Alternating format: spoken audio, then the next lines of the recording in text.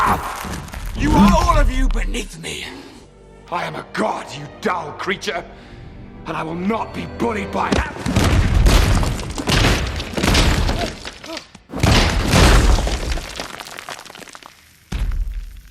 Puny god.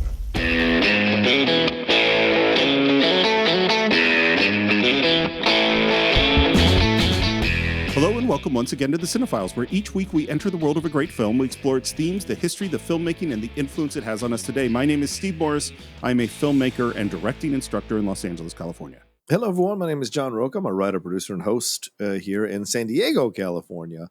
And excited to be jumping back into the world of the Avengers and fighting these Chitauri. Got to get the Chitauri. But John, before we do, I cannot believe that it is, in fact, almost our 300th episode. It's kind of crazy.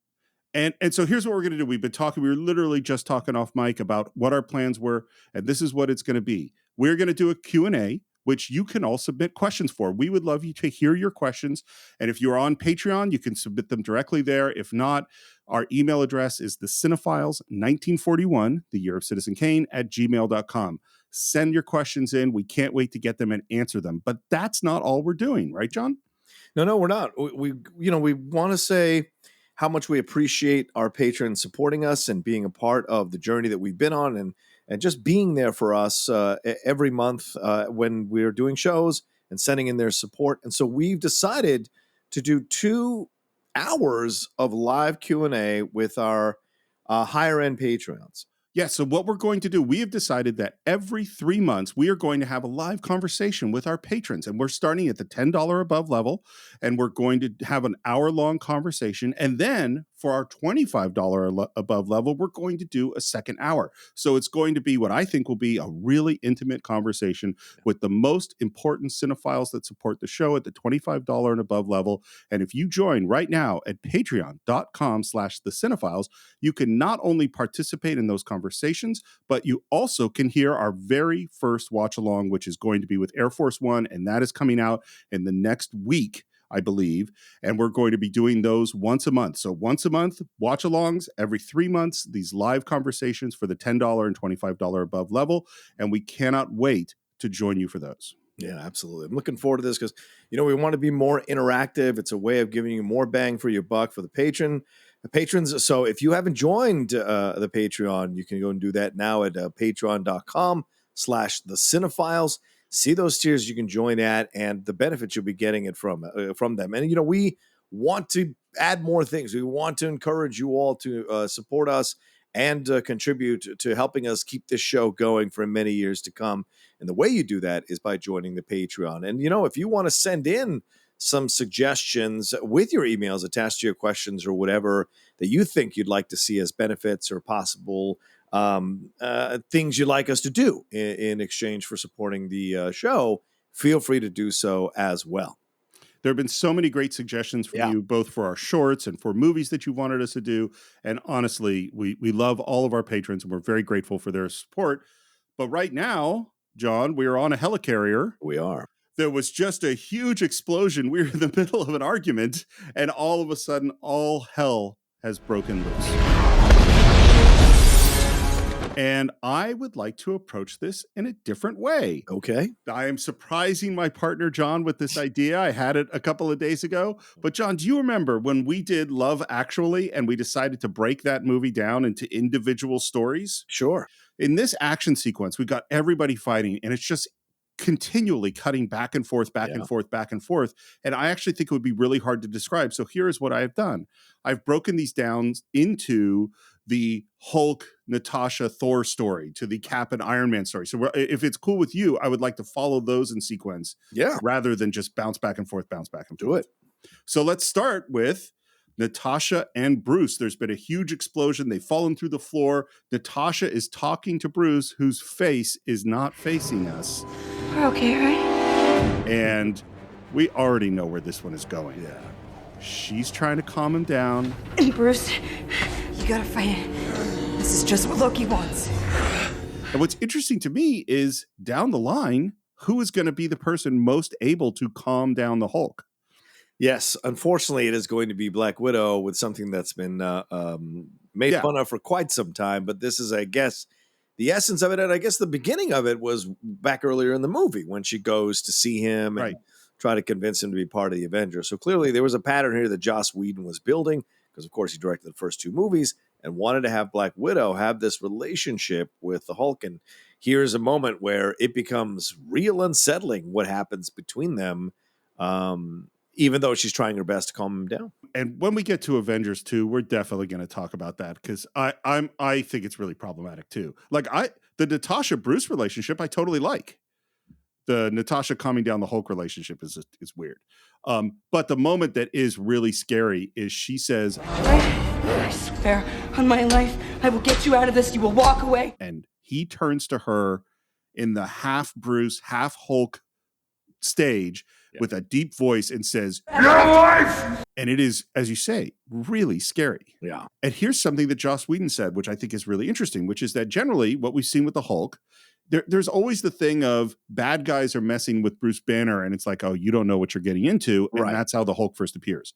Yeah. And what Joss wanted to do was he wanted to make the Hulk a really scary threat to one of our people, to the good people, not to the bad people. And that's what happens here. Interesting. And he hulks out, and she is trying to hide, and man, it works. The Hulk is real scary in this sequence. I mean, him coming through. I mean, it's a horror movie that breaks out Yeah. in the middle of this superhero movie. This is this horror sequence, And by the way, Marvel has had more connections to horror than people think, and certainly we're seeing it now as a Werewolf by Night has come out already. For those of you who haven't seen it, I hope you do see it.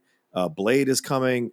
Dracula is going to be coming. So the horror aspect of Marvel, the Avengers zombie stuff, that is going to be coming. We saw it in What If and what have you. So there is that aspect of it that I think has always been around Marvel. So it's nice to see that even from the Avengers movie, they understood that this was an element they wanted to have somewhere in the Marvel universe. And this was a nice kind of dry run to give you a taste of it.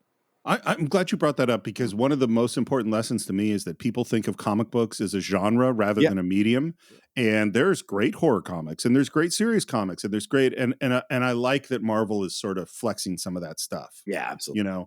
And you're right, man. You started to mention it. That shot of her running towards camera and the Hulk just destroying things as he charges behind her is amazing. It's very similar to when he becomes the Hulk in the factory. Yeah. Edward Norton does, right? Yeah. And they basically admit that it's canon in the movie, in Avengers, when he says, oh, I broke Harlem or whatever. So clearly this is supposed to be the same person. So that moment where he just destroys that coming out of the steam and everything like that, it is super scary. It's like a runaway train coming after you. And by the way, how they did this was frequently they had Mark Ruffalo doing motion capture on the set as they were shooting, and then he would do motion capture again in post as they're kind of redoing things. And just as it looks like he's about to get her, the Thor comes in out of nowhere and knocks him down. And now we have a Thor Hulk fight. Yeah. And it was scary. Like if you notice what he's doing, which is really weird. And of course, with the perspective of the Joss Whedon stuff and the really terrible stories you heard in that article or read in that article about him and his treatment of women, they have a CGI Hulk that literally moves his hand to backhand her, which I had never noticed before for whatever reason. And in that moment, I was watching and he yanks his hand back to backhand her. So it's like, it's a weird decision to make that the move, now looking back. And I mean, anytime it's a weird decision, obviously, but even more so now in retrospect, when you think of all the things that have come out since. So just an interesting moment that gave me pause when I was watching the movie this time around. You know what I wish had happened is it's in the Incredible Hulk movie with Ed Norton, and there's the fight scene with Tim Roth. Yes. Now he's got a little bit super soldiery when he does it, but it actually showed how a normalish human can go up against the Hulk. Yeah. Right. I wish they had given Natasha some things where she did things cool that messed up the Hulk. Do you know what I mean? Yeah, a little bit. Like used her electricity or whatever thing she might have, in preparation. Or ran him into a trap or something because all she's doing right now is running. Yeah. It's always fun when Thor fights the Hulk. True. And he's trying to kind of talk him down. We are not your enemies, Banner. And then there's this moment where Thor holds his hand out, and I love that it just takes he's waiting for the hammer, but it just takes a little bit too long for it to get there. And then when it finally does, that uppercut with the hammer hitting Hulk is great.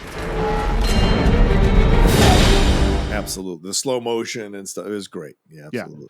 And then also that would obviously kill any other creature, and it just makes him angry. And by the way, he rips like the wing off of a plane. Yeah. I had no idea where that plane came from. That is the plane from True Lies. Which I just think is funny. That is perfect. I also love that how Thor uses the hammer to weigh him down, and the moment where Hulk goes to pick up the hammer and can't pick it up. Yeah. That's great. Yeah, agreed. And here's something I found out that I really like is this goes into post, and Ruffalo's up at ILM doing a bunch of motion capture, and then it goes off to the effects people, to the animators. And he wrote the animators, all the CG people, a letter that basically says, we are all playing the Hulk together. And I've taken it as far as I can, and now he belongs to you. Wow. Isn't that classy? Yeah, kind of classy, yeah. But needless to say, Thor is not doing well against the Hulk. And on the bridge, they basically say, Hulk's going to tear this whole ship apart. And they call out some jets to target the Hulk. Yeah. And they fly around. They say, target acquired, open fire on Hulk, which only pisses him off. Yeah. And the moment that the pilot realizes that Hulk is jumping out to get him is great. Utter fear. Just utter fear. Yeah. And my favorite little bit is the guy ejects and Hulk catches him as he ejects. Did that guy die? I don't think so. I think okay. Somehow they found a way for him not to die, but yeah, I don't think he died. And the plane blows up, and that is the end. That's the last we see of Hulk for a while. Take us to the water. We're flying blind. Navigation's recalibrating after the engine failure. Is the sun coming up? Yes, sir. Then put it on the left. Which I think is funny. And then Barton fires an arrow that jacks into the computer. That seems like an impressive shot, and is shutting everything down. And now that seems like the whole helicarrier is going to go down. It's Barton. He took out our systems. He's headed for the detention level. Does anybody copy? And Natasha, dazed and looking scared, says, "This is Agent Romanoff. I copy." And now we get Natasha fighting Clint. Yeah. It's a really good fight scene. Yeah, I agree. Yeah. Apparently, when they were filming it, halfway through it, Jeremy Renner threw his neck out. Ooh. And they had to stop. And basically they said, well, we're going to bring in a stunt person to complete the fight scene. Yeah. And it sounds like Natasha said, no, I don't want to do this fight. We've practiced this fight scene, Jeremy and I want to complete it together. And so they delayed it till later in the schedule when his neck was feeling better to actually shoot it with the two of them. Wow. Which I think is, again. Yeah. And it ends with her slamming his head into a railing, and he goes down, and just in that moment, his eyes clear. Yeah. Now we have Loki, who's being released from the cell, and there is Thor. No! Charges him. Loki disappears. Thor's in the cell. Are you ever not going to fall for that? And he is about to drop Thor in the big Hulk cage, and there's Coulson with a big gun. We started working on the prototype after you sent the destroyer. Even I don't know what it does.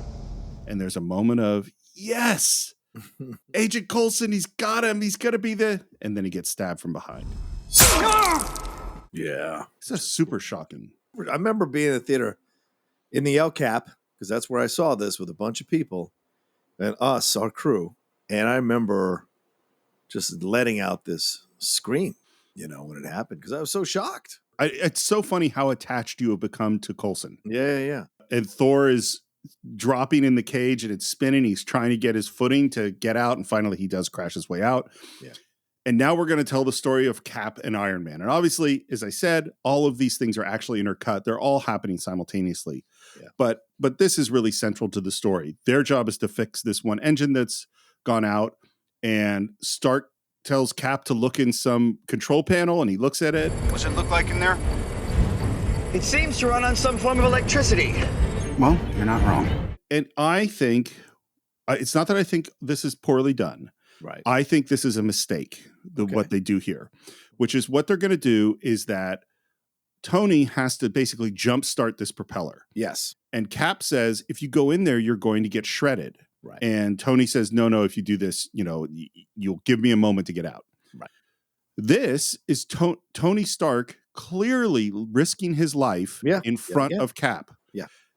The end of the movie is Tony risking his life, proving that what Cap thought of him isn't true. Right. By having this scene in the middle, I think it lessens the scene at the end. Do you see what I mean? Well, we just saw it. Tony is risking his life. Right. If there had been a way that Cap sees it, if there had been a way that either Tony chooses not to risk his life and cuts the wire, which is what he, because Cap has said, you wouldn't jump on the wire to save the other guys. And he goes, well, I think I would just cut the wire. Right. If we see Tony have an opportunity to sacrifice his life and instead he does some clever thing and doesn't do it, we would have maintained the tension for the end of the film. I think we can feel, how can I say this? I think analyzing it this way, I can see how it undercuts that ending. Yeah. But I think that because everyone is fighting at the same time. Yeah. And he's not doing anything that's like, oh my God, you're the only one that can do this. There's not a highlight on it. Whereas I agree. Totally. When he's taking the nuclear weapon into the thing, no one else can do that. And so it makes it more obvious what he's doing there, as opposed to here, he's part of multiple people who are trying to stop this thing from going down, And so I don't think it's as highlighted, but I absolutely understand your perspective on it. And yeah, I guess if you were breaking it down like we do on the Cine-Files, the construction of it doesn't 100% work. Well, and what I would say is it's not that it's a negative. It all totally works. Right. I think what I'm saying is that if you had Tony disappoint Cap on some level, it would have added more tension to the later one. I understand, but then by that point, you're making Cap the protagonist of the movie. If you make Tony in deference to Cap, then you've made him the protagonist of the movie. And I think they wanted to walk that line to make everyone somewhat equal. And they're both leaders in that way. But again, I totally take your point. I can see how that can be seen that way for sure. But Tony go the other way as well. Yeah. Yeah. But Tony jumps into the propellers and he's doing stuff, and Cap is hanging out by this red lever to save him. And then, of course, the bad guys show up and Cap has to fight his way back. And the moment at which Tony goes, okay, pull the lever, and Cap can't do it. Yeah. And then the thing starts speeding up and Tony goes, uh-oh. It's a fun moment. And of course, Cap fights his way back and eventually pulls the lever, and we're all saved. Yeah. Tony knocks out the dude who was essentially threatening Cap's life with the machine gun or whatever. And then we're back with Coulson and one last moment with Loki. And he says to Loki, "You're going to lose. Am I? It's in your nature. Your heroes are scattered. Your floating fortress falls from the sky. Where is my disadvantage?" And I find Coulson's answer very interesting, and I would like to know what your thoughts on it are. Okay. He says, You lack conviction. Yeah. What does that mean? Coulson's right. You lack conviction. You're not 100% committed to this. You're not. And there's something that Coulson has figured out, because Coulson's good at reading people and creatures, entities, demigods, gods, whatever you want to say. Yeah. He's got an instinct for it. He's got a knack for it. And so I think what he's saying to him is he's 100% accurate. And later on during the fight in New York, we'll see Loki essentially admit to Thor that he can't stop it and that it's too late. So he knows he's in over his head. And so in this moment, Coulson is calling him out and using him to get him closer, because he's playing on his ego too, and playing on his insecurities by saying these things. So it kind of moves Loki closer to him. So he knows what he's doing. He's playing with Loki. You don't get to be in the position Coulson is in without knowing how to play mind games with people and play on their insecurities or play on their things. And that's what he's doing. And that's why Loki moves forward towards him. And he's right. Loki doesn't have the conviction to do this. And in fact, the whole Loki series, TV series, is about him wondering where his place in all of this is. So it's interesting you say that he's playing mind games with the person who theoretically is the ultimate mind game player. You would think. Yeah, you would think. And actually, I think you're totally right. And I don't think I fully grasp Loki until just listening to you just now, which is that he is spending all this time trying to be something that he's not. Yes. You know? He's not a ruler. He's no. not. No. but he wants to believe that wants it. he's like, he's the spoiled kid who wants to believe that he can be. And when he can't be the king as the good guy, he's like, well, then I'll be the fucking king as the bad guy. Right. Richard III. Yeah. If I cannot rule these days, I shall prove a villain these days. And that's basically what he's doing. But he's not. But that's not actually who he is. Right. Because he's trying to be that. Right. Richard actually became that. He doesn't have the conviction to even do that because he's really caught up in this, like a middle child syndrome. He's really caught up with the fact that he finds out his father's not his real father. So there's a lot of emotional shit that he's navigating here over these next few movies, and certainly starting here, we're laying the seeds. And I think this is Feige laying the seeds of where they're going to take the Loki character.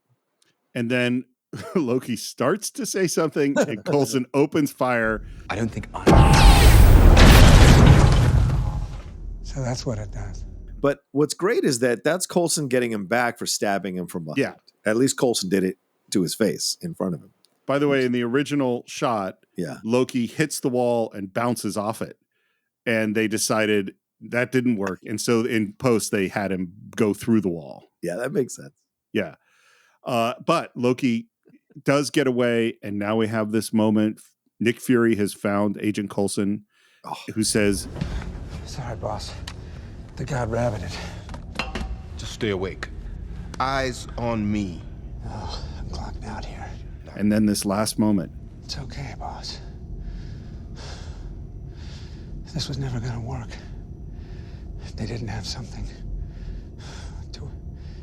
And dies. I was so upset in the theater when Coulson died. Oh, yeah. We didn't think that there was going to be a death, right? It just didn't occur to us. And then when it happens and it's Coulson, it's a significant enough death for it to affect us, but not any of the main characters. So it's such a smart move to have it be Coulson. I do kind of wish that Coulson didn't say that he's going to that he knows he's going to be the thing that brings the Avengers together. Why? I would have liked it just happening and not having him say it. Oh my God, really? Oh, I can't disagree with you more. I think it's in a way it condones what Fury's about to do in a tacit way before he dies. So for him to have done it to Coulson, I think with Coulson not knowing, I think that would have been worse. That's kind of a spitting on his memory. And this way, Coulson is almost saying like, it's okay. I know what you're going to do, Okay, you might have turned me around. Feel how you want to feel about it. I'm just saying that's the way I took it. You know what I'm saying? So yeah. And the moment too, where over the radio we hear Coulson is down, and there's a reaction around the bridge, and a medical team is on its way to your location. They're here. They called it. That's brutal. Yeah, we're back sitting around the big table, and Nick Fury says, "These were in Phil Coulson's jacket.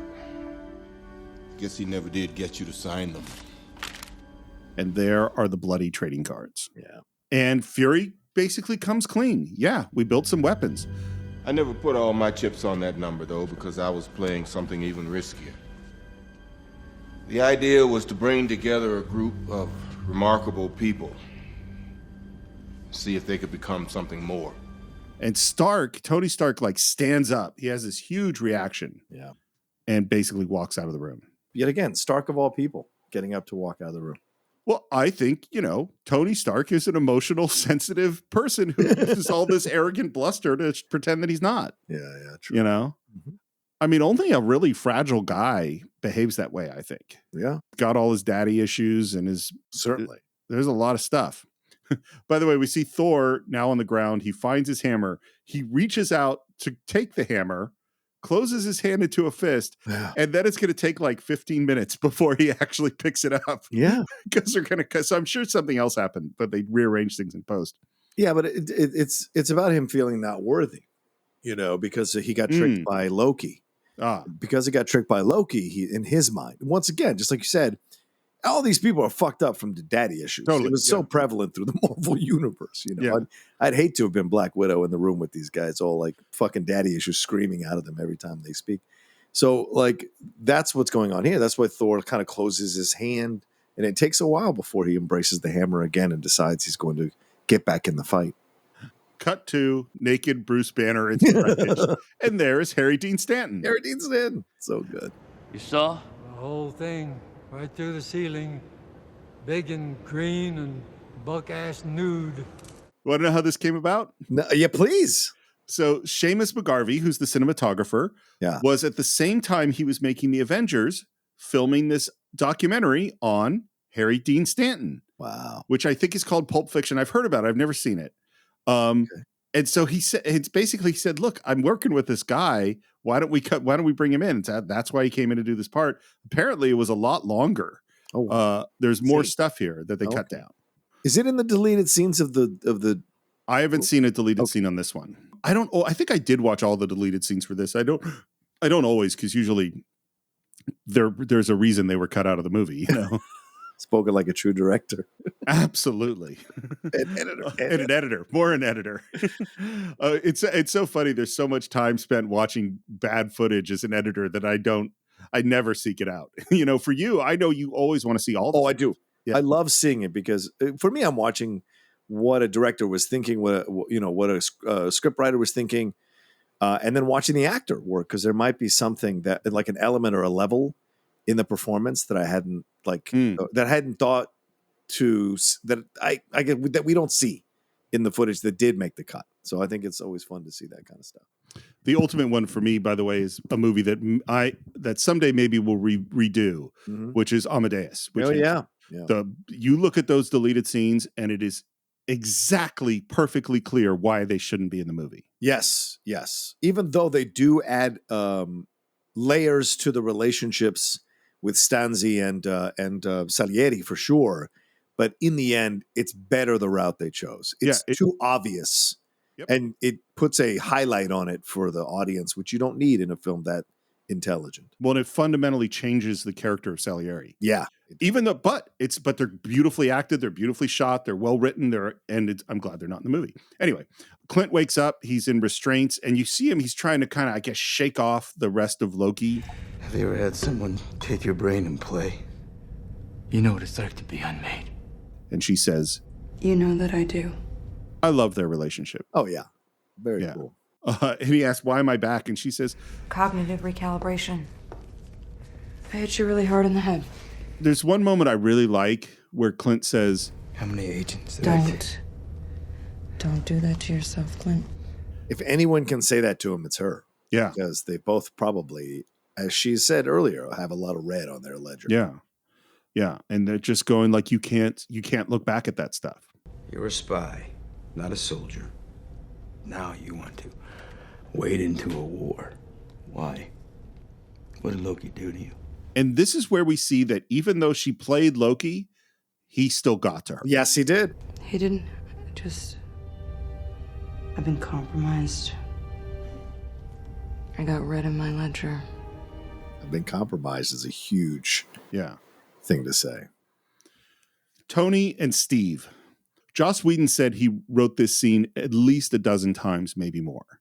And I totally get this. In every screenplay I've ever written, there's one scene I rewrote and rewrote and rewrote. And it's like not the most dramatic scene usually, it's just a scene that you have to get from here to there. Yeah. And you keep trying different ways to do it, and it keeps not working and not working. Can I ask you, as a writer and director and editor here, do you think more often than not, these are linchpin scenes? Yeah. They're not the most dramatic, as you said, they're not the climactic scenes, but they're the linchpin scenes. Like, this scene has to work so the rest of the movie works. Well, yeah. And in particular, I mean, for me, and that's what this scene is, it's a scene where there's character turns. Yeah. I have to start the scene with the characters in this place. And at the end of the scene, they have to be fully in this place. Yeah. And I have to get certain piece of information out, and frequently, and this is what's interesting about this. Initially, this was a yelling scene. Yeah. With them yelling at each other. And Robert Downey Jr. said, this isn't working for me. Oh, wow. I can't do it this way. And so sometimes it's finding the right tone. It's fine. And it's thinking like, well, again, I'll say this over and over again. Yeah. Where are your characters? Check in with them emotionally. How are they feeling?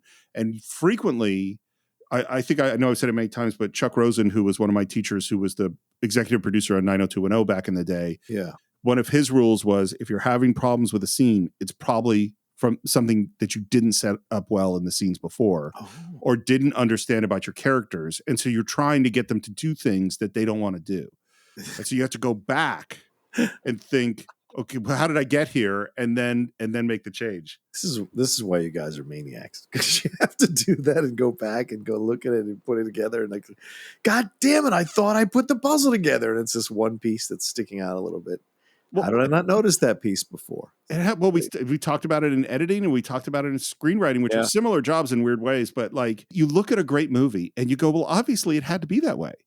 But it took them 30 drafts and 90 cuts and all this stuff to find that, to make it seem like it had to be that way. Same thing with acting. Like how many, not everyone is gifted to be able to show up on set and just do the scenes or whatever. Sometimes you have to kind of go through it over. Sometimes it's during a performance. You're still honing the performance during the run of a play, you know? My parents who had season tickets, and my mom still has season tickets to theater up in the Bay Area. There was one point where they had season tickets to the previews. Yeah. And until I finally said, don't go to the previews. Yeah. Like, I mean, you've been in plays, you know that those last dress rehearsals and those first, you're still kind of figuring it out. Yeah, because you don't know what the audience is going to react to. And you need to know through a few performances where the audience is going to react to what they're going to do. And with a director and a film, it's just a completely different animal because they're trying to get to a spot. So you trust that the director knows the right performance to get out of you in that sequence, in that situation. That's important. Well, and frequently that ends up not being what goes in the movie because then they put it together and you're in post and you go, oh, it worked great on set. My actor was great. Everything seemed great. And it's not happening right now. This is why actors are maniacs as well, because we don't get to choose our favorite takes. Yeah. Well, and that's why theater is an actor's medium. Yep. You know, because it's just you. The director's not there. That's right. If I was ever to go back to doing it, it would only ever be theater. Yeah. It would only ever be theater. That's the only, I was never more satisfied as a performer than I was in theater. Even the Schmodown, doing the live events, that's theater. Sure, of course it is. Those were great. Well, and you were playing a part. Yes, I was. I mean, there's few better feelings than when you're on stage and you're just like, I got him. Yep, I got him. Oh, yeah. God, you're so right. Right. And where you can pause. Yep. And you could just like, oh, they're with me. Yep. You know, there's such a crazy symbiosis I can't even describe. It's instinctive. Yeah. I could never put it into words. Yeah. Never.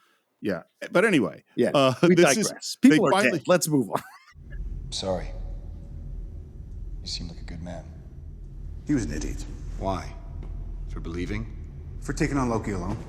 This is Tony, and this is great writing, to be honest with you. So giving credit where credit is due. This is Tony playing the other side of it. It would have been a lot easier to write a scene where they both are like, totally. Let's go get him.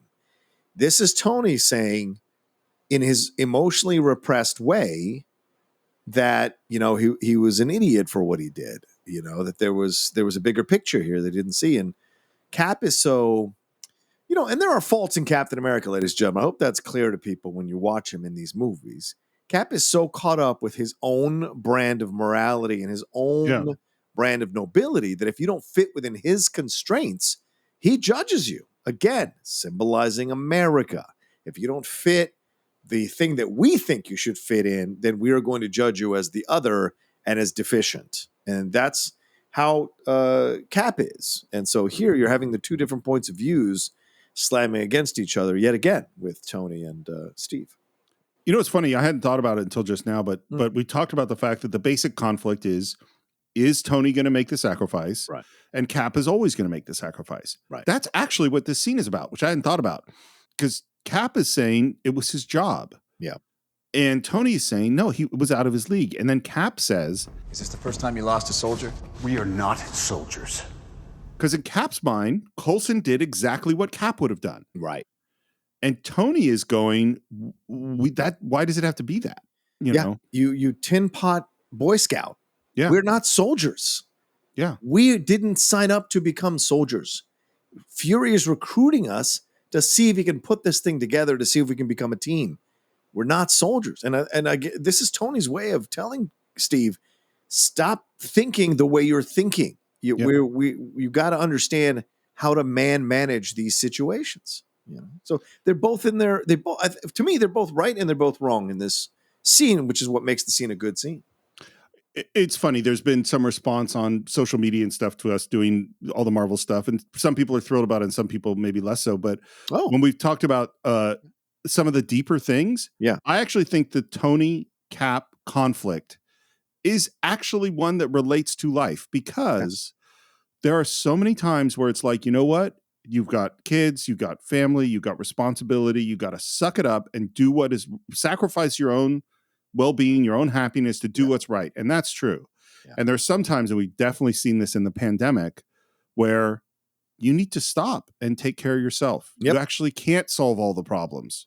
Yeah. You know, even if you're a doctor and have to go to take care of someone who's sick, you need to go home and sleep. Yeah. Like there's sometimes where you have to say, no, I've done enough. I need to take care of myself. Yeah. That's Cap and Tony. Absolutely.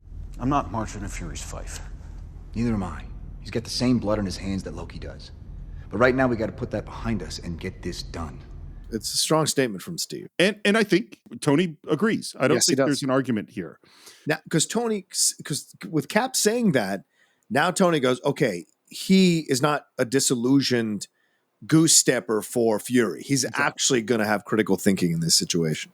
Exactly. You can trust him a little bit more. And then we get to this plot thing, which is the power source, the unlimited power source that sustains itself needs a power source. And then we know that it's going to need it. Where is it going to find a power source? Well, obviously, that is the Stark Tower. Yeah, great play on Stark's ego. Yeah, and that Loki is doing this because he loves putting on a show, and so he wants us to all come because this is going to be the main event. You know, it all works. I don't think it's great, but it all works. Just like you said about the script, the MCU up to this point did not do a great job of lining up Loki as someone who has this incredible hatred of people on Earth. Do you know what I'm saying? I know in the first film, you know, there was this thing where he does see himself as above humans, sure. But this idea of him wanting the biggest audience as a fuck you to Earth, as a fuck you to humans, they did not do a good enough job to build that up, to make that a thing that would be something people would be like, oh God, of course.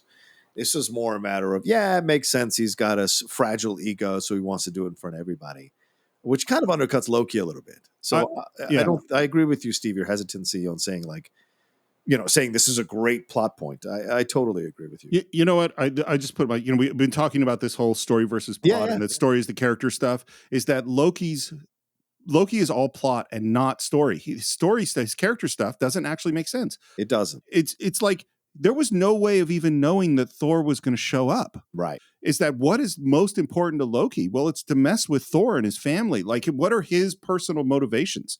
He doesn't care about the Hulk or Captain America. Like, and so I don't think they really, and that's why I said, like, why exactly did Loki need to get captured? He really didn't. Yeah. If his only goal is to take over the Earth. And so I don't think that all rings true. It's good. Cap shows up with Clint and Natasha and turns to her and says, "Can you fly one of those jets?" And it's like, you were on a jet with her flying it. Don't you remember? Thor landed on it's like, and then finally Thor picks up the hammer that he reached for like 15 minutes ago. Now he's ready to join. Now he's ready to pick it up. There's probably a scene missing there, Steve. There's some reason why they separated those two things so far apart. We're heading to the plane, and one of the soldiers says, "Hey, you guys aren't authorized to be in here." Son, just don't.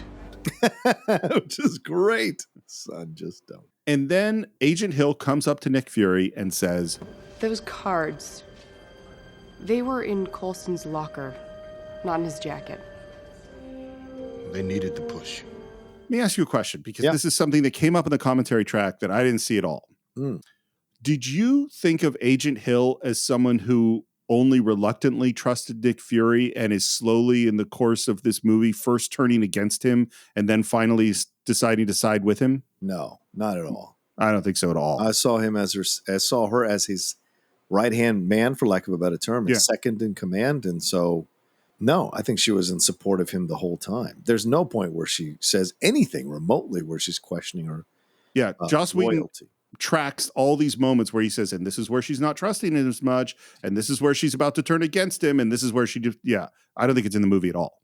Tony flies shakily towards Stark Tower, and there is Selvig, still crazed, and Tony goes to fire on it, and it hits like a shield, and there's a big explosion, knocks Selvig down, who hits his head. So now we know, okay, he's going to come out of it. And there's Loki, who just watches as Tony flies up, takes off all his armor, and starts talking to him. Yeah. I don't understand why Loki doesn't do anything. We're supposed to understand that it's his hubris. Yeah. Yeah. I agree. again, then you've got a weak villain. A, he doesn't really have much relationship to Tony Stark, period. Right. And B, do something. Like, why are you letting him just talk and talk and talk? And people might say, well, you're not supposed to like the villain. And I get it. But look at the difference between him and Hans Gruber. I'm going to say Hans the exact Gruber same thing. has hubris. Yeah. But the scenes with Hans Gruber are fantastic because of how they've built the character. And you've got a fantastic actor in Alan Rickman. You've got just as equally a fantastic actor, in my opinion. And in Tom Hiddleston, you've got to build the character up to make it sense why he's doing the things that he's doing. Well, and everything Hans Gruber does, he does for a reason. Yeah, exactly. An intelligent reason. Yes. Whereas Loki does a bunch of stuff where it's like, I don't know why you did that. Yeah. Why was that important? Please tell me you're going to appeal to my humanity. Actually, I'm planning to threaten you. You should have left your armor on for that. Yeah. They are two good actors, and the dialogue is kind of fun. What have I to fear? The Avengers. That's what we call ourselves. Sort of like a team. Earth's mightiest heroes type thing. Yes. I've met them. And while he's talking, Tony is secretly reaching out to these bracelets and putting them on. And we go, oh, that's something. They're copper bracelets. No, I'm just joking. Right. Let's do a head count here.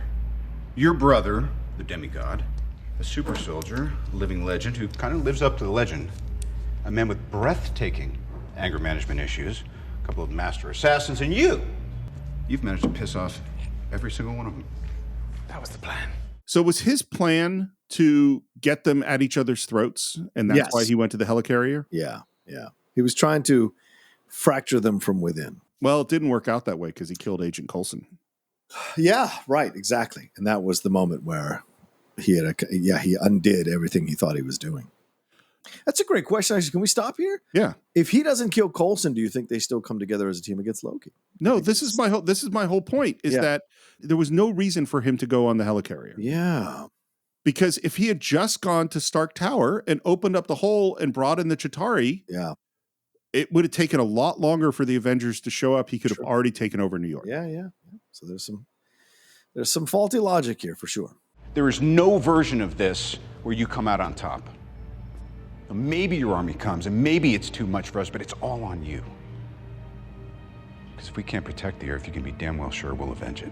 Again, this is yet another person in a limited amount of time on screen who is questioning Loki's conviction and ability to do this, right? Because Coulson did it, and now Stark is doing it. Because they both, again, Tony as well, an ability to read people's for sure.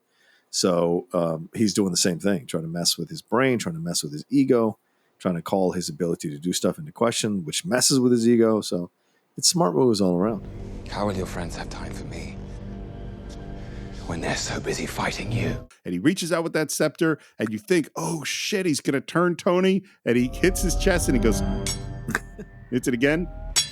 This usually works. All performance issues, And Loki tosses Tony out the window, and as Tony falls, the armor assembles around him, and he's in it just before he crashes into a person on the street. Yeah. Flies back up and says, and there's one other person you pissed off. His name was Phil. And shoots him. Which is funny. And we say that as a kind of callback to where he said, I thought his first name was Agent. So it's absolutely him saying the Phil is kind of putting. And at that moment, the Tesseract fires up in the sky, and there's a big hole in the sky, and we are about to enter the Battle of New York. I don't know how you want to handle this, but all right. I thought about breaking it up like the other stuff, but I actually don't think it makes sense. I think we have to go sequentially. It is 27 minutes long. Yes, it is. I think it has a lot of good moments. I enjoy the battle. Yeah. I'll be honest with you. I rewatched it again for the third time since we started recording these episodes for this particular episode, and I like the battle. It's an easy 30 minutes. It really is. It's you get the character work, you get them coming together, you get them fighting off the Chitauri, and all these people who were complaining about Man of Steel with Zod and Clark destroying Manhattan. The same thing is happening here, and people, you're actually seeing people on the ground, and there's no way they all survived. And clearly, at the end, you see the 9/11 type things of people putting pictures up and tributes up to lost loved ones. So, whereas in Man of Steel, you don't see the people who die. It isn't until Batman v Superman that they make it a thing. Here in Avengers, it's very clear that people died. Well, the big difference, there are two big differences for me, and I know obviously you like Man of Steel a lot more than I do. Yeah. The one is that you actively see how hard the Avengers are constantly working to save people's lives. Right. As opposed to where you see Clark and Zod just fighting and they don't take into consideration that they might be killing people. Absolutely fair. Yeah. That's an absolutely fair difference. But, factually, they both caused the same amount of damage and probably the same amount of death. The issue to me is not the damage. The issue to me is, but part of it is Clark is one person. The Avengers is a team. Yeah. So the Avengers can have some people that are less powerful saving humans' lives while the more powerful people are fighting the Chitauri. That makes more sense. The other thing I think for me, and you would disagree, but the story elements are working better in this fight scene in terms of the character development for me. Fair. Well, and what I'll say is the last piece of my story versus plot lecture is that in really good ones, the climactic story moment coincides with climactic plot moments.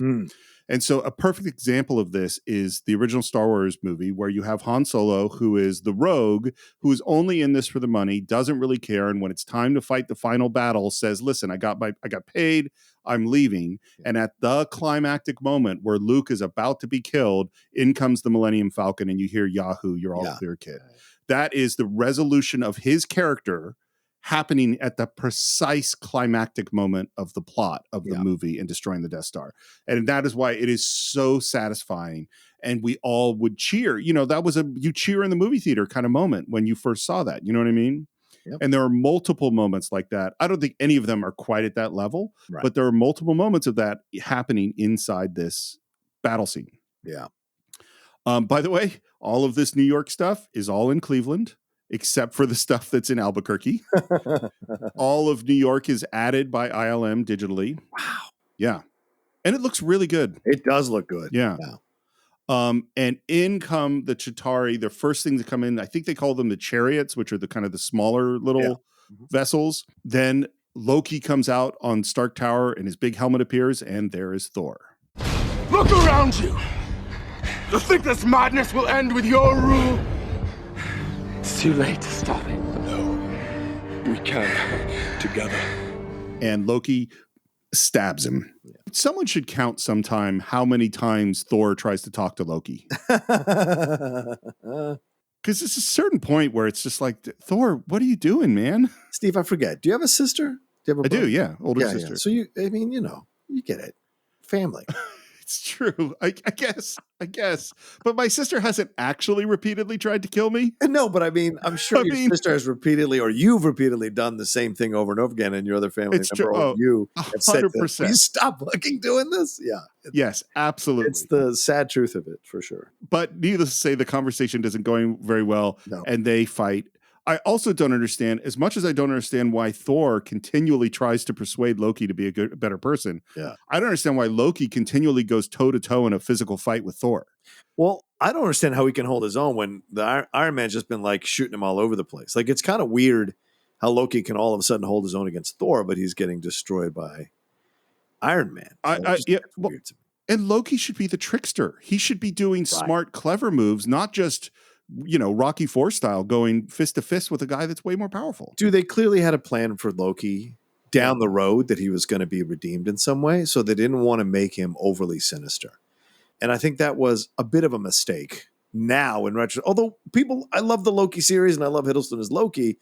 Now in retro, when you watch some of these movies, it does feel like, well, it wasn't quite as cool as you were hoping it would be. Like it didn't 100% work like you thought it might. And I think that's comes through in moments like this. Frankly, and it's funny, you weren't a part of it, which was too bad, but we had that conversation of the best movie franchises when you were sick with COVID. I was dying. Yeah. I'm glad you made it back. But frankly, so much of I like the Marvel universe, but there's a lot of disappointment. I mean, a lot. And particularly, the Loki series, the first few episodes, I was like, this is so great. And then by the end, I was kind of like, okay. And there's a lot of Marvel that's like that. That's the person writing Secret Wars too. So I'm really like I said, I like the Loki series, but I agree with you that near the end, that the last couple episodes, there's some decisions that were made with big characters. You're like, what? And I really did not like Multiverse of Madness, so I have a genuine fear about this guy writing Secret Wars. I hate Multiverse of Madness. I think it's terrible. Ditto. Well, and this goes into, and again, it goes to what we're talking about. What works here is the setup of what we want to feel satisfied.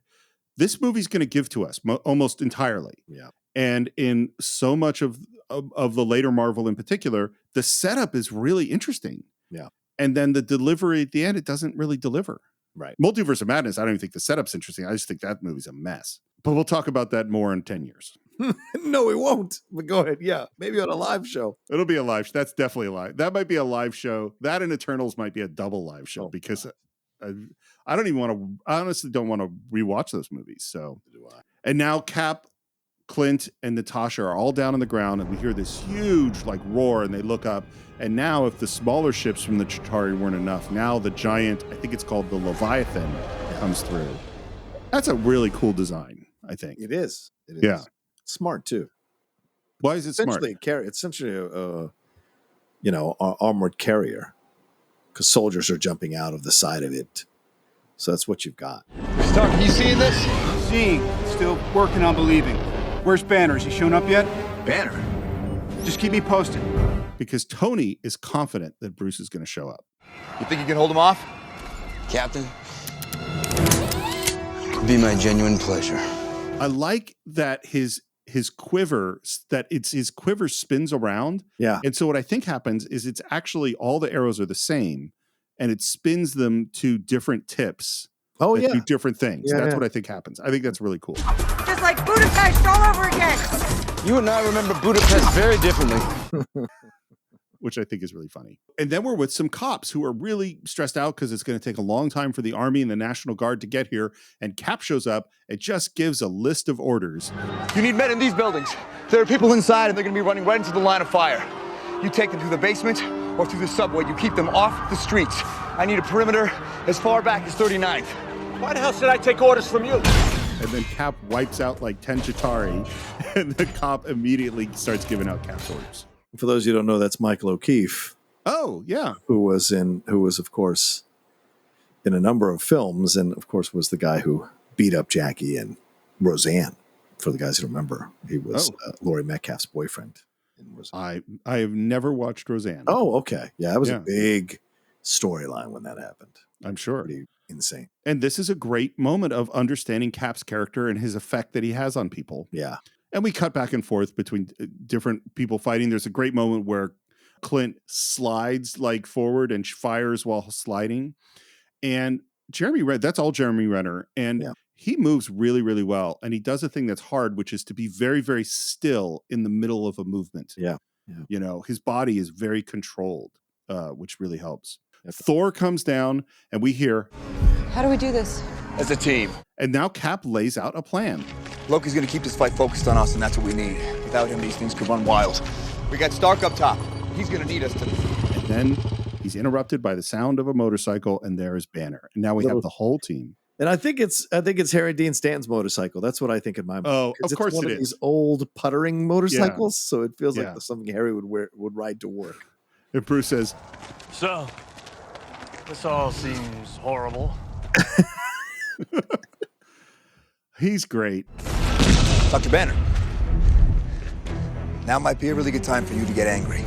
And Banner, while walking forward towards the giant Leviathan, says, That's my secret, Cap. I'm always angry. And turns into the Hulk. Great transformation. It's great. And again, this is what was his story. His story was his relationship with the Hulk. We kept hearing about this secret. And so this moment that we finally says, I'm always angry, and turns into the Hulk, it's really satisfying. It's a satisfying story moment. Yep. And man, watching the Hulk roar and take out that first Leviathan is awesome. It's my character, man. I love that. I love the Hulk. It is your character. I'm not sure which Marvel character I am. I had to think about it. Maybe the Beast. That might be me. Oh, yeah, I could see that. Sure. From X-Men, I could totally see that. Yeah.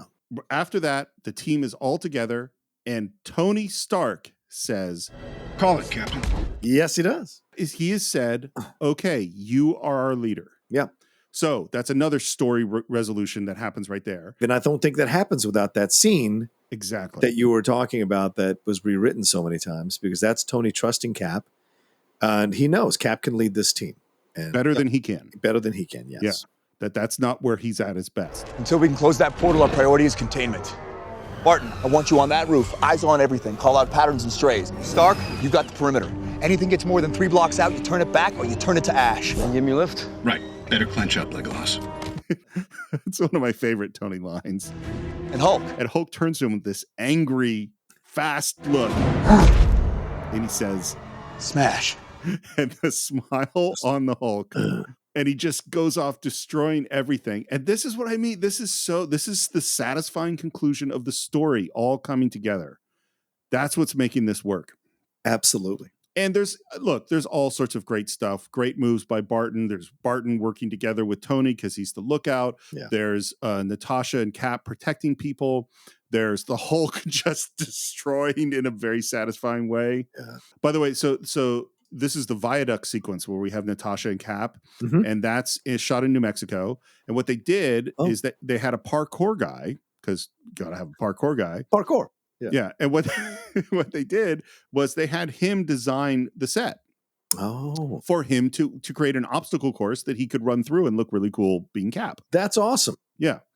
I mean, he didn't design the set, but he was involved in he was involved in the design of the set. Exactly. You want to get up there, you're going to need a ride. I got a ride. I could use a boost, though. You sure about this? Yeah. It's gonna be fun. And she runs and jumps on his shield and he pushes her up. She lands on one of those chariots, takes out one guy. And I guess, so the drivers of the chariots are like connected to them. And so she stabs him and is controlling the chariot through controlling the guy. She ratatouille'd him, man. She did. She got up. She stabbed him both of his sides behind it. Yeah. And then was telling him, turn, turn, turn. So, yeah, she's in control. And then we follow Iron Man, and there's this thing where it's basically all in one shot. It's all pretty much digital. Yeah. And they called it the tie-in shot. And the basic idea was they wanted to move through all of our people. And so you see this moment where Iron Man shoots and it reflects off Cap's shield, and that goes up to Clint, and he shoots an arrow, which we follow, and he crashes, and then we're with the Hulk, and then we're with Thor. And it was a very, very, very complicated special effects shot and going to be very expensive, and so much so that they almost dumped it. Wow. They almost said, we just can't do this. And then finally they said, no, this is the most important effect shot in the whole movie. Them all working together as a team. Right. And it ends with Hulk like ripping a piece off of a ship and driving it into something, and Thor hammering it down with his hammer. Yeah. And that's sort of the climax to destroy. I think it's one of the Leviathans. And then there's a pause. Yeah. And Thor is happy and he's standing next to Hulk. And then out of nowhere, Hulk punches him in the face. Getting him back for that fight on the helicarrier. Well, and it's like the moment where Thor is talking to Loki and says, you have to listen to me. And then Iron Man hits him and Loki goes, I'm listening. Like, Joss loves that sort of unexpected guy comes and slams into someone out of nowhere thing. And the little smirk on Hulk's face is so great after that moment. Yeah. You have so many thoughts on your face about that smirk. I just love that because it was his punching of Thor, and the smirk is not about, it's dude stuff, and him punching. Oh yeah. It's like him saying, got you back, you son of a bitch. That's great. And here, the element of the Hulk that is created in this movie and that exists entirely going forward is totally absent from the other Hulk movies, which is we love the Hulk. Yeah. We love him because of moments like this and another moment which we're about to get to. Right. We rescue a bunch of people from a bank. During that, we see this one woman get rescued. Yeah. Who is the woman that was in the deleted scene in the cafe that we're also going to see later on. And then we have cut away from all of this to this weird security council thing where they're telling Fury that they've made a decision, which is to call in a nuclear strike against Manhattan. I felt that was a lazy thing too in terms of the writing and the story, because I was like, a nuclear bomb. I've seen this in so many movies. Call in the nuclear strike. I think it would have been very inventive to have gone another route with that. but I understand why they do it. You know? I totally agree. I think it's the cart, driving the horse. Yeah. Because they said, how are we going to give Tony a moment of self-sacrifice? That's why this is happening. Yeah. I just don't believe that this choice would be made this quickly. Right. It's too nuts. But he refuses. Fury says, no way.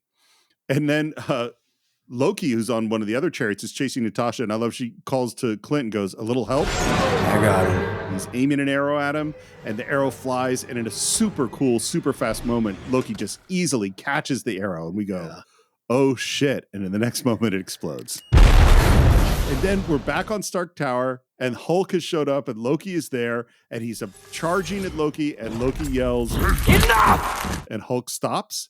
You are all of you beneath me. I am a god, you dull creature, and I will not be bullied by that. They had actually tied a rope to Tom Hiddleston's legs, to his ankles, and he's standing on like a pad. Yeah. And they just yank his feet out from under him, and we cut to, I think this is the greatest moment in the movie. Yes. It is the movie. It is the scene where I shot out of my chair involuntarily, or instinctively rather, and started clapping really loudly in the theater. And I'm sure I annoyed some people around me, but it was a genuine reaction. And our friend Brian Siegel, who is a Marvel guy, was sitting behind me, and he still brings it up to this day, saying that was one of his favorite moments in a movie theater. Because it was a pure moment of just absolute joy, because I love the Hulk so much. And so seeing him, and something I've wanted to do, in my mind sometimes to assholes who are really mean to people, or who or just fucking assholes, is to grab them by their legs and just absolutely smash them into fucking cement over and over again. So it's a fantasy that came true on screen, and I didn't see it coming. And it was one of the most beautiful fucking moments I've ever seen on screen. It is so great. And I so remember seeing it and just being like, yes. Yeah. And the moment, and part of what makes it so great is, so, as everyone has seen this, but Hulk has Loki by the ankles and is bashing him into the ground. It's the moment that he pauses. A pause. Yes. And looks and go, no, I'm not quite done, and bashes him some more.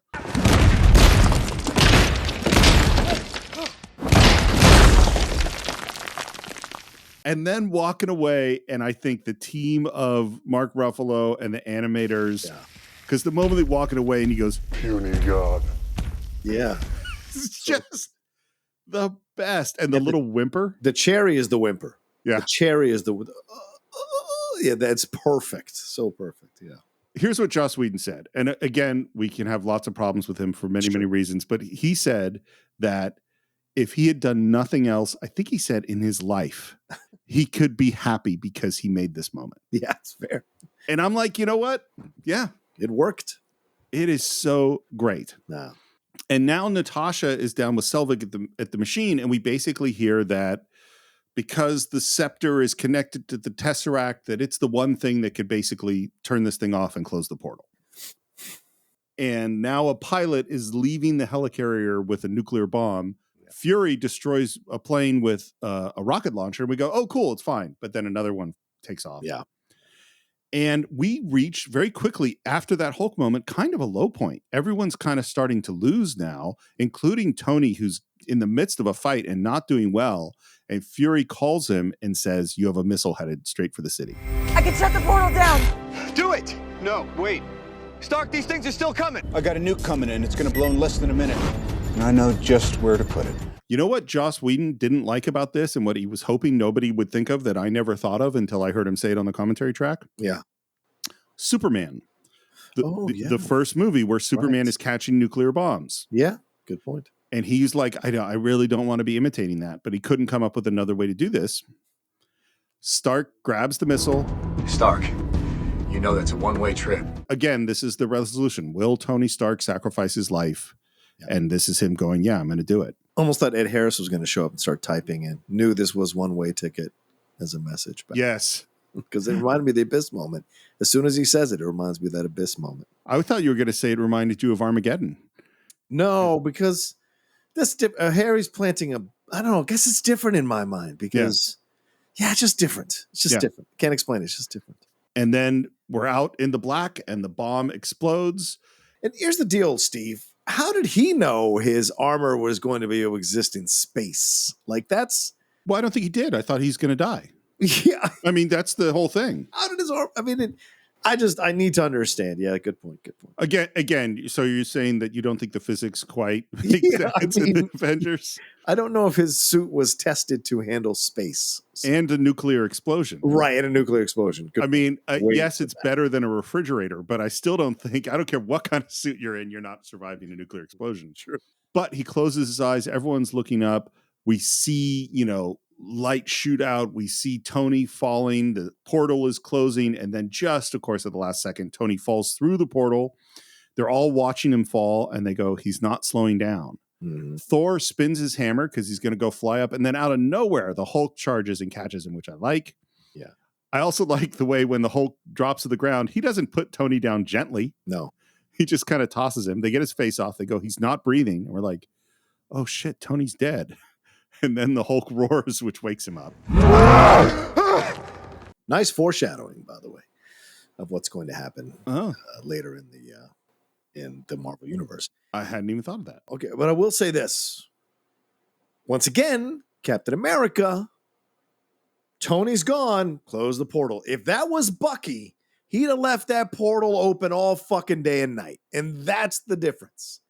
Cap and his sliding scale of who he's willing to break the rules for and who he's not. And I find that to be something that I really have trouble with him, with some of his decisions, because he's the one. We haven't seen Tony come back. Even Scarlet, Black Widow rather, is saying, come on, Stark, come on. She wants him to come back down. But clearly they heard the explosion or something, because they must have assumed, with all the Chitauri going down, clearly Tony accomplished the mission there. But so there's no Chitauri to worry about coming through the portal. Now, some of you might be hearing my voice and yelling at your computer or yelling while you're walking with us in your ears saying, he didn't know that. I know he didn't. But the fact that he wasn't willing to wait screen time just a little bit longer for Stark to come through and let it close, he just commanded the portal to close. That to me bothers me because he breaks so many rules for Bucky, but for Tony, he doesn't. And the same thing later on in Civil War. Hey, you got to forgive Bucky for killing your fucking parents. And it's like, what? You held it from me. Why didn't you tell me that he killed my parents? Oh, because you were protecting your friend. So again, I just feel like Captain isn't as Captain as y'all might think. So, well, you've said many times in this show, Captain America is America. Yeah, he's America, right. And is America inconsistent about who they're willing to sacrifice for or who's worth saving? Or yeah. I think they're real inconsistent. And it's funny. So I hadn't thought about it. Do the Chitauri all fall before they close the portal? Yes. You're totally right. Then you're totally right. Why close the portal? Why not give it another second? As soon as that nuclear missile hits that huge ship in space, which of course is just a leap in logic like crazy, everything, all the Chitauri fall, the big, whatever it is, the snake thing, whatever that thing is, falls on top of a building, and Tony falls, right? Tony's going backwards, and Cap doesn't wait until Tony comes through to tell him to close the portal. He says, close the portal before Tony comes through, even though he's seen all the Chitauri go down. So I think I hadn't thought about that, but you're totally, totally right. And listen, again, it's going to be 6 years from now or something when we do Infinity War, but or not Infinity War, when we do Civil War. It's probably not that far from now. Yeah. You and I are on the same page. I think Cap is willing to make way too many sacrifices for Bucky. He's, people give him way too much of a pass because he marches around the red, white, and blue. There's Cap has a sliding scale of shit, man, and there's definitely you can absolutely tear him apart with some of his decisions. I mean, look, I love you like a brother, but if I found out that you had assassinated like 50 people, even if you weren't in control and the police said, look, we're going to have to take him to jail, I would be like, John, I love you, and I will do the Cine-Files with you from jail. Yeah, from jail. But I'm not breaking you out. You killed 50 people, You got to answer for your crimes, man. But Tony wakes up, and there's, some jokes about I hope nobody kissed me, which I don't think plays all that well. That's Sweden for you. It's also a decade ago. You know what I mean? Like we those jokes were so common. Yeah, true. You ever tried shawarma? There's a shawarma joint about 2 blocks from here. I don't know what it is, but I want to try it. So again, this was just Robert Downey Jr. goes to Joss Whedon and says, give me some stuff. And Joss threw out a bunch of ideas, and one of them was shawarma. And it was just him improvising. That's where this came from. Are you a fan of shawarma? Not really. I like Greek food, but I like the wraps with grilled chicken and all of that. I'm a big fan of that. But the shawarma is that kind of shredded, spiced chicken. It's not for me. It's not for me. It's not shredded so much as it's kind of. No, it kind of is. Kind of right. Kind of a little. It's on the vertical spit, and yeah. Anyway, it's also burnt. It's just not for me. There's apparently a couple of places in Turkey which have this kind of thing that is, I've heard, is like the greatest meat anywhere in the world. Yeah, I've heard it from multiple sources. But anyway, it's multiple sources. I have. Listen, I pay attention to food stuff. It's true. And then Loki is struggling to get to his feet, and he looks up and he looks right into the shot, which fucking is money shot, man. Yeah. Clint in the foreground with the arrow knocked and all the other guys behind and around. And Loki says, if it's all the same to you, I'll have that drink now. So we've won. And we basically do. It's interesting because they kind of leap forward in time to show our guys showing up in Central Park, but then kind of leap around in time as we see the basic different reactions to what's happened. A lot of people getting Avengers tattoos and praising the Avengers, and a few people expressing their distrust of the Avengers. And then we also cut to Stan Lee, who says, superheroes in New York? Give me a break. That CG where the guys are standing, that's some terrible CG. Yeah. They did not spend money on that CG where the guys are standing around, that green screen shit. Yeah. That is bad. That is really bad. The Stan Lee stuff is cool. But I do like that they throw in these questions. So they're laying the groundwork for these questions, right? You have the young black couple saying, okay, cool. But the guy's like, I don't know if I trust these guys. And the black woman saying, yeah, they're not telling us everything we need to know here. And then we see that senator who happens to be a Democrat. I don't know why they felt the need to choose a side. They could have just said senator. These so-called heroes have to be held responsible for the destruction done to the city. Good laying of the groundwork of some of the questions they're going to confront going forward in the MCU. And you see this woman who says, Captain America saved my life. Wherever he is, and wherever any of them are, I would want to say thank you. And that is the woman that was cut out of the deleted scene at the cafe who talked to Steve Rogers at the beginning, where we also saw Stan Lee in his other appearance.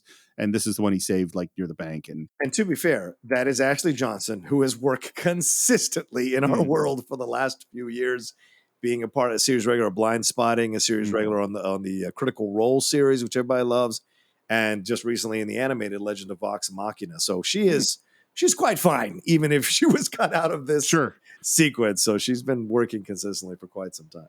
And now Fury is back with the council, and they are not happy about the way things have ended up, which we're kind of intercutting with, which we see our guys in Central Park, which, by the way, this is the only thing they actually shot in New York. And there's paparazzi and crowds everywhere when they're shooting this. So it was a real pain to shoot.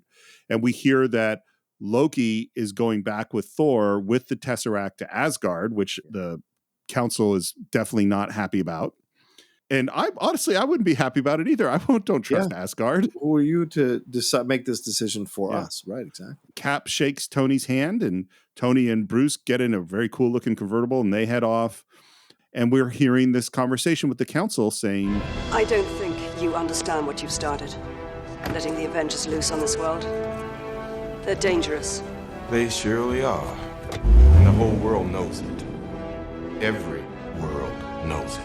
And then we cut to a last moment with Agent Hill and Nick Fury, where she says, which in Joss Whedon's mind is her finally accepting that Nick Fury's way to do things is the right way to do things. I don't read that at all. Yeah, that's weird. We get into a situation like this again, what happens then? They'll come back. You really sure about that? I am. Why? Because we'll need them to. And we have dramatic music as Nick walks away. And then we cut to the wrecked Stark building and Tony and Pepper working out new design plans. And the camera pulls back and back to reveal the building under construction. And of the word Stark that was up on top of the building, only the letter A remains. Originally, this was the final shot in the battle. And Kevin Feige, of course, said, buddy, that's the end of the film. Yeah. And then we have credits, and now we have our first post-credit sequence where we're out in space. And this is such a moment where the people in the know went, oh, it's Thanos. Yeah. And the people not in the know went, who the fuck is that guy? And by the way, I like the construction of this Thanos a little bit better than the Josh Brolin construction, because this is not Josh Brolin. This is someone else. But the way the face is done, it is spot on Thanos. Yeah. The way they did him later, of course, because they had to do CGI and all of that for Josh Brolin, but this was the better look, in my opinion. And then the credits roll, and then we cut to, and I think a piece of sheer genius. Yeah, them eating shawarma. And by the way, I think this was added after the premiere. It was. Yeah. So they had premiered the movie, and then before they released it, they decided to add this scene. Chris Evans had grown a beard for something else. So he's wearing like a prosthetic chin, and you can see he's holding his hand in such a way so you don't see it too much. And I think they stay on these guys sitting, eating shawarma in the wrecked shawarma place the perfect amount of time. Yeah. In silence. I was waiting for something to fall off the wall. Yeah. You know, that classic thing you see. But it was a perfect amount, and then it goes dark. Yeah.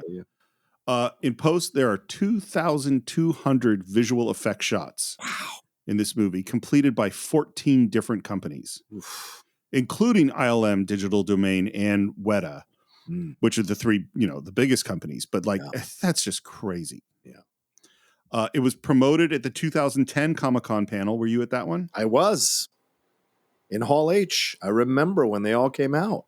Shannon and Mike and I were there. Yeah. Geek Buddies were there. Yeah, it was great. And they did another panel in 2011. And this is in the beginning of that, I think. Mm-hmm. When the Comic-Con started to become really, really important. Yeah. The first trailer, you remember when we used to watch trailers on iTunes movie trailers? Yeah. The first trailer was downloaded 10 million times in 24 hours. Yeah. Which I'm sure the numbers today blow that away. Right. But at that time, that was a huge deal. Yeah. And they were marketing it on Twitter. They had tie-ins in comics and toys and Harley Davidson and Acura and Baskin Robbins. I mean, this is a marketing machine. Yeah, for sure. And cross-promotion, video games, all that stuff. It was not called The Avengers in the UK. Do you know why? No, why? Because of the Avengers TV show. Exactly. Oh, yeah. So in the UK, it's Marvel's Avengers Assemble. Right. And it premiered on April 11th, 2012 at the El Capitan. Joss Whedon fought for sole credit on the screenplay, but didn't get it. It was shared with Zach Penn. And it did okay, I guess, in the box office. Grossing $1.5 billion, the third highest grossing movie of all time. Insane. And that is the end of phase one. Yeah. I'm not sure what my final thoughts are. I've said what I think the problems with the film are. I've said what I think the strengths of the film are. But the real strength of the film is, more than anything else, this launches the Marvel Cinematic Universe. Yeah. Because, again, as I said at the beginning, in the first part, like, this is the film that gave Marvel fans confidence and movie-going fans confidence that we were in good hands. They nailed it. They got it right, which is why Justice League, the Joss Whedon version, ironically enough, told the DC fans once and for all, they don't have any idea what the fuck they're doing. This is going to be terrible, right? And whereas the Zack Snyder version is much, much better. And Steve, I know you have issues with the third act, but I agree. It's much, much better. Yes. Absolutely. Fair point. And so it could have given people confidence if that Justice League had come out instead of the Joss Whedon one and let people decide for themselves whether it was good or not. And so the same, but obviously we're talking about Avengers. This just gave people confidence. And it set the bar. So going forward, this is what it was going to be judged by every movie almost until for the next few phases, for sure.